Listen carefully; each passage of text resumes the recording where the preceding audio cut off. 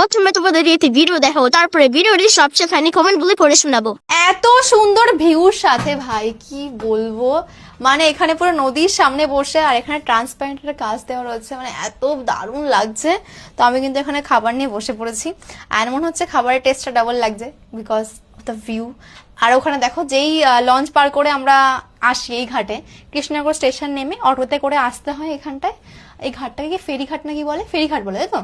তো ফেরিঘাট থেকে যে লঞ্চ পার হয়ে পাশে আসতে হয়, তো লঞ্চটা ওখানে দেখা যাচ্ছে। হৃদয় একটু জুম করে দেখাও হৃদয়, ওখানে কিন্তু পুরো লঞ্চের লোকজন নামছে উঠছে সবটা দেখা যাচ্ছে, এতটা সুন্দর লাগছে।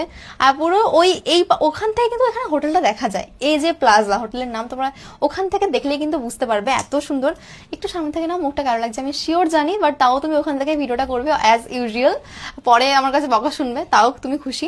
অ্যান্ড চলো এবার লাঞ্চটা করি। আমার তো মনে হচ্ছে শাড়ি শুধু ফটো তুলেই যাই, কারণ ভিউটা এত সুন্দর, রুমটা তোমরা তো দেখে। অবশ্যই যারা মায়াপুরে ট্যুর করতে চাইছো, একটা সুন্দর লাক্সারি হচ্ছে হোটেল চাইছো, তারা ডেফিনেটলি একবার আসতে পারো এখানে।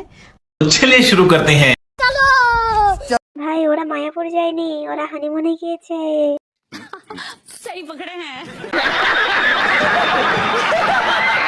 এইসব করে আর মা বুক ফুলিয়ে বলে আমার স্বামী কষ্ট করে ইনকাম করছে।